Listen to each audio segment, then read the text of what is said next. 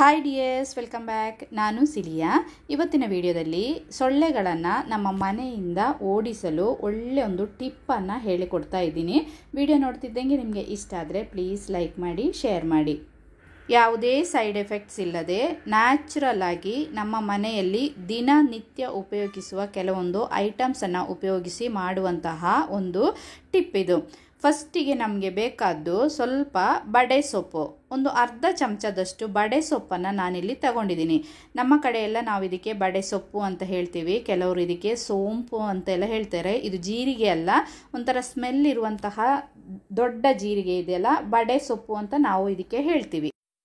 ಇದನ್ನು ಹಸಿಯಾಗಿ ಅಲ್ಲ ನಾವು ಉಪಯೋಗಿಸೋದು, ಇದನ್ನು ಲೈಟಾಗಿ ನಾವು ರೋಸ್ಟ್ ಮಾಡಬೇಕು. ಆವಾಗ ಒಳ್ಳೆ ಒಂದು ಸ್ಮೆಲ್ ಬರುತ್ತೆ. ಆ ಸ್ಮೆಲ್ ನಮಗೆ ಬೇಕು. ಈಗ ನಾನು ಒಂದು ಪಾನ್ ಬಿಸಿ ಆಗಲಿಕ್ಕೆ ಇಟ್ಟು ಅರ್ಧ ಚಮಚ ಬಡೆ ಸೊಪ್ಪನ್ನು ಪಾನಿಗೆ ಹಾಕಿದ್ದೀನಿ. ಇನ್ನಿದನ್ನು ಮಿಕ್ಸ್ ಮಾಡ್ತಾ ಇರಬೇಕು. ಬೇಗ ಕಪ್ಪಾಗುತ್ತೆ. ಆ ಥರ ಕಪ್ಪಾಗಬಾರ್ದಿದು, ಲೈಟಾಗಿ ಇದು ಫ್ರೈ ಆದರೆ ಸಾಕು. ಸ್ಲೋ ಫ್ಲೇಮಲ್ಲಿ ಇಟ್ಕೊಂಡು ಇದೇ ರೀತಿ ಮಿಕ್ಸ್ ಮಾಡ್ತಾ ಫ್ರೈ ಮಾಡಬೇಕು. ಯಾವುದೇ ಕಾರಣಕ್ಕೂ ಇದು ಕಪ್ಪಾಗಬಾರ್ದು. ನೋಡಿ, ನಮ್ಮದು ಬಡೆ ಸೊಪ್ಪೀಗ ಫ್ರೈ ಆಯಿತು. ಇನ್ನಿದನ್ನು ನಾವು ತಕ್ಷಣಕ್ಕೆ ಬೇರೆ ಒಂದು ಕುಟ್ಟುವ ಕಲ್ಲಿಗೆ ಹಾಕುವ. ಬಿಸಿ ಇರುವಾಗಲೇ ನಾವು ಇದನ್ನು ಕುಟ್ಟಿದರೆ ಬೇಗ ನಮಗೆ ಪುಡಿಯಾಗುತ್ತೆ. ಈಗ ನಾನು ಫ್ರೈ ಮಾಡಿಟ್ಟಿರುವಂತಹ ಆ ಬಡೆ ಸೊಪ್ಪಿದೆಯಲ್ಲ, ಅದನ್ನು ಒಂದು ಕುಟ್ಟುವ ಕಲ್ಲಿಗೆ ಹಾಕ್ತಾ ಇದ್ದೀನಿ. ಹಾಕಿ ಇದನ್ನು ಪುಡಿ ಮಾಡಬೇಕು. ತುಂಬ ನೈಸ್ ಪುಡಿ ಆಗಬೇಕು ಅಂತ ಏನಿಲ್ಲ, ನೈಸ್ ಆದರೂ ಪರವಾಗಿಲ್ಲ. ನಾನು ಈಗ ಕಲ್ಲಿಗೆ ಹಾಕಿ ಇದನ್ನು ಪುಡಿ ಮಾಡ್ತಾ ಇದ್ದೀನಿ. ಸಾಮಾನ್ಯ ಒಂದು 3/4 ವಶ ಆದರೂ ನಮಗೆ ಇದು ಪುಡಿ ಆಗಲೇಬೇಕು. ಆವಾಗ ಮಾತ್ರ ಒಳ್ಳೆ ಸ್ಮೆಲ್ ಬರುತ್ತೆ. ಈ ಬಡೆ ಸೊಪ್ಪು ಫ್ರೈ ಮಾಡಿ ಈ ಥರ ಪುಡಿ ಮಾಡುವಾಗ ಒಳ್ಳೆ ಒಂದು ಸ್ಮೆಲ್ ಬರುತ್ತೆ. ಆ ಸ್ಮೆಲ್ ನಮಗೆ ಸೊಳ್ಳೆಗಳನ್ನು ಓಡಿಸಲಿಕ್ಕೆ ತುಂಬ ಒಳ್ಳೆಯದು.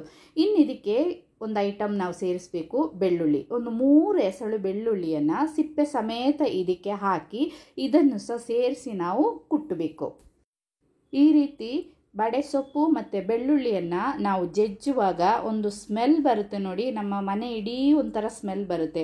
ಅದೇ ಸ್ಮೆಲ್ ನಮಗೆ ಸೊಳ್ಳೆಗಳನ್ನು ಓಡಿಸಲು ತುಂಬ ಒಳ್ಳೆಯದು. ಇವಾಗ ನಾನು ಬಡೆ ಸೊಪ್ಪು ಮತ್ತು ಬೆಳ್ಳುಳ್ಳಿಯನ್ನು ಜಜ್ಜಿ ಇಟ್ಟಿದ್ದಾಯಿತು. ಇನ್ನು ಇದೇ ರೀತಿ ಒಂದು ದೀಪ ತಗೊಂಡು ನಾವು ಜಜ್ಜಿ ಇಟ್ಟಿರುವಂತಹ ಆ ಬಡೆ ಸೊಪ್ಪು ಮತ್ತು ಬೆಳ್ಳುಳ್ಳಿ ಇದೆಯಲ್ಲ, ಅದರಿಂದ ಸ್ವಲ್ಪ ಈ ದೀಪಕ್ಕೆ ಹಾಕಬೇಕು. ಇನ್ನಿದಕ್ಕೆ ಒಂದು ಸ್ವಲ್ಪ ಅರಶಿನ ಹುಡಿ, ನಾವು ಫ್ರೆಶ್ ಆಗಿರೋ ನಮ್ಮ ಮನೆಯಲ್ಲೇ ಮಾಡಿರುವ ಒಳ್ಳೆ ಅರಶಿನ ಹುಡಿ ಆದರೆ ತುಂಬ ಒಳ್ಳೆಯದು. ಇನ್ನಿದಕ್ಕೆ ಬೇವಿನ ಎಣ್ಣೆಯನ್ನು ನಾವು ಹಾಕಬೇಕು. ಬೇವಿನ ಎಣ್ಣೆ ಸೊಳ್ಳೆಗಳನ್ನು ಓಡಿಸಲಿಕ್ಕೆ ತುಂಬ ಒಳ್ಳೆಯದು. ಅದು ಒಂಥರ ಸ್ಮೆಲ್ ಇದೆಯಲ್ಲ. ಬೇವಿನ ಎಣ್ಣೆ ನಿಮ್ಮ ಹತ್ರ ಇಲ್ಲ ಅಂದರೆ ನಿಮಗೆ ಎಳ್ಳೆಣ್ಣೆ, ಜಿಂಜರ್ಲಿ ಆಯಿಲ್ ಅಂತ ಹೇಳ್ತೀವಲ್ಲ, ಅದನ್ನು ಯೂಸ್ ಮಾಡ್ಬೋದು. ಬೇರೆ ಯಾವ ಎಣ್ಣೆ ಸಹ ಅಷ್ಟು ವರ್ಕ್ ಆಗೋದಿಲ್ಲ. ಬೇವಿನ ಎಣ್ಣೆ ಅಥವಾ ಎಳ್ಳೆಣ್ಣೆ. ನಾನಿವಾಗ ಬೇವಿನ ಎಣ್ಣೆಯನ್ನು ಉಪಯೋಗಿಸ್ತಾ ಇದ್ದೀನಿ. ಸ್ವಲ್ಪ ಬೇವಿನ ಎಣ್ಣೆಯನ್ನು ಇದಕ್ಕೆ ಹಾಕಿ ಇದನ್ನೆಲ್ಲ ಚೆನ್ನಾಗಿ ನಾವು ಒಂದು ಸರ್ತಿ ಮಿಕ್ಸ್ ಮಾಡಬೇಕು. ಬಡೆ ಸೊಪ್ಪು, ಬೆಳ್ಳುಳ್ಳಿ, ಅರಶಿನ ಮತ್ತು ಬೇವಿನ ಎಣ್ಣೆ ಇದು ಎಲ್ಲ ಮಿಕ್ಸ್ ಆಗುವಾಗ ಒಂಥರ ಸ್ಮೆಲ್ ಬರುತ್ತೆ ಮನೆಯಲ್ಲಿ. ಇದು ಯಾವುದು ಸಹ ನಮಗೆ ಆರೋಗ್ಯಕ್ಕೆ ಅಪಾಯ ಇಲ್ಲ, ನ್ಯಾಚುರಲ್ ಆಗಿರುವಂತಹ ಐಟಮ್ಸ್. ಇನ್ನು ಸ್ವಲ್ಪ ಬೇವಿನ ಎಣ್ಣೆಯನ್ನು ಹಾಕಿ ಇದೇ ರೀತಿ ದೀಪವನ್ನು ರೆಡಿ ಮಾಡಿ ಇನ್ನು ಒಂದು ಬತ್ತಿ ತಗೋಬೇಕು. ನಾವು ಸಂಜೆ ಎಲ್ಲ ದೀಪ ಉರಿಸ್ತೀವಲ್ಲ, ಅದೇ ಟೈಮಲ್ಲಿ ಅದೇ ರೀತಿ ಬತ್ತಿಯನ್ನು ತಗೊಂಡು ಇದರಲ್ಲಿ ಇಟ್ಟು ಇನ್ನಿದನ್ನು ನಾವು ಹೊತ್ತಿಸಿ ಸಂಜೆ ಒಂದು 5-5:30 ಟೈಮಲ್ಲಿ ಮನೆ ಒಳಗಡೆ ಇಟ್ಟರೆ ಸಾಕು. ಯಾವುದೇ ಕಾರಣಕ್ಕೂ ಸೊಳ್ಳೆಗಳು ಮನೆ ಒಳಗಡೆ ಬರೋದೇ ಇಲ್ಲ. ಇನ್ನೊಮ್ಮೆ ಹೇಳ್ತೀನಿ ನೋಡಿ, ಈ ರೀತಿ ಮಾಡುವಾಗ ಎಳ್ಳೆಣ್ಣೆ ಅಥವಾ ಬೇವಿನ ಎಣ್ಣೆ ಹಾಕಿದರೆ ಮಾತ್ರ 100% ರಿಸಲ್ಟ್ ಸಿಗೋದು. ಬೇರೆ ಯಾವ ಎಣ್ಣೆ ಹಾಕಿದರೂ ಅಷ್ಟೊಂದು ಒಳ್ಳೆ ರಿಸಲ್ಟ್ ಸಿಗೋದಿಲ್ಲ. ಇದು ಸೊಳ್ಳೆಗಳನ್ನು ಓಡಿಸಲಿಕ್ಕೆ ಮಾತ್ರ ಅಲ್ಲ, ಮನೆಯಲ್ಲಿ ಒಳ್ಳೆ ಒಂದು ರಿಫ್ರೆಶ್ಮೆಂಟ್ ಕೂಡ. ಯಾವುದೇ ಕೆಮಿಕಲ್ಸ್ ಇಲ್ಲ, ಒಳ್ಳೆ ನ್ಯಾಚುರಲ್ ಆಗಿರುವ ಐಟಮ್ಸ್. ಮಕ್ಕಳು ದೊಡ್ಡವರಿರುವಾಗೆಲ್ಲ ನಮಗೆ ಇದನ್ನು ಉಪಯೋಗಿಸಬಹುದು.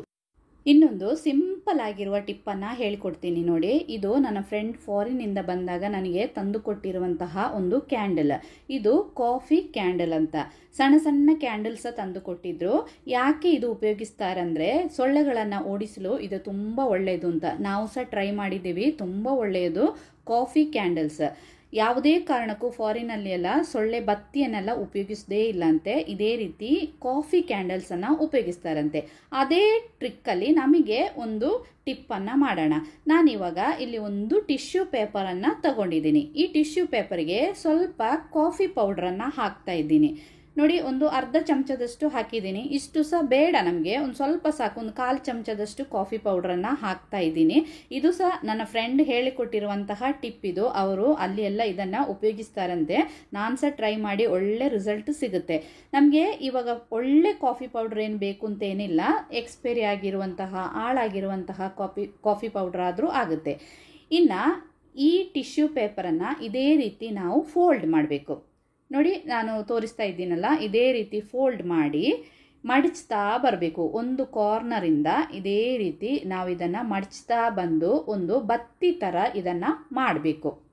ನೋಡಿ, ನ್ಯೂಸ್ ಪೇಪರಲ್ಲಿ ಸಹ ನಮಗೆ ಮಾಡ್ಬೋದು ಅಥವಾ ಟಿಶ್ಯೂ ಪೇಪರಲ್ಲಿ ಸಹ ನಮಗೆ ಮಾಡ್ಬೋದು. ನೋಡಿ ಇದೇ ರೀತಿ ಮಡಚಿ ಒಂದು ಬತ್ತಿ ಥರ ಆಯ್ತಿದು. ಹೀಗೆ ಇನ್ನಿದನ್ನು ನಾವು ಒಂದು ದೀಪದಲ್ಲಿ ಅಥವಾ ಒಂದು ಸಣ್ಣ ಪಾತ್ರೆಯಲ್ಲಿ ಇಟ್ಟು ಇದನ್ನು ಹೊತ್ತಿಸಿ ಸಂಜೆ ಹೊತ್ತಿಗೆ ನಾವು ಮನೆ ಹತ್ರ, ನಾನಿದನ್ನು ಮನೆ ಒಳಗಡೆ ಇಡಲಿಕ್ಕೆ ಪ್ರಿಫರ್ ಮಾಡೋದಿಲ್ಲ, ಯಾಕಂದರೆ ಇದು ಟಿಶ್ಯೂ ಅಥವಾ ನ್ಯೂಸ್ ಪೇಪರ್ ಆದ್ದರಿಂದ. ಹೊರಗಡೆ ಅಥವಾ ಬಾಲ್ಕನಿಯಲ್ಲೆಲ್ಲ ನಾವು ಇದನ್ನು ಹೊತ್ತಿಸಿ ಇಟ್ಟರೆ ಆ ಹೊಗೆಗೆ ಒಳ್ಳೆ ಕಾಫಿ ಪೌಡ್ರದ್ದು ಸ್ಮೆಲ್ ಬರುತ್ತೆ. ಆ ಕಾಫಿ ಪೌಡ್ರಿಗೆ ಬೆಂಕಿ ತಾಗಿದ ತಕ್ಷಣ ನಮ್ಮ ಮನೆ ಇಡೀ ಒಂಥರ ಕಾಫಿ ಪೌಡ್ರದ್ದು ಸ್ಮೆಲ್ ಬರುತ್ತೆ. ಆ ಸ್ಮೆಲ್ಲಿಗೆ ಸಹ ಸೊಳ್ಳೆಗಳು ಮನೆಯೊಳಗಡೆ ಬರುವುದಿಲ್ಲ. ನಾವು ಟ್ರೈ ಮಾಡಿ ಇದು ಸಹ ಒಳ್ಳೆ ಒಂದು ರಿಸಲ್ಟ್ ಸಿಕ್ಕಿದೆ. ನೀವು ಸಹ ಟ್ರೈ ಮಾಡಿ ನೋಡಿ. ಇಷ್ಟ ಆದರೆ ಲೈಕ್ ಮಾಡಿ, ನಿಮಗೆ ಫ್ರೆಂಡ್ಸಿಗೆಲ್ಲ ಶೇರ್ ಮಾಡಿ.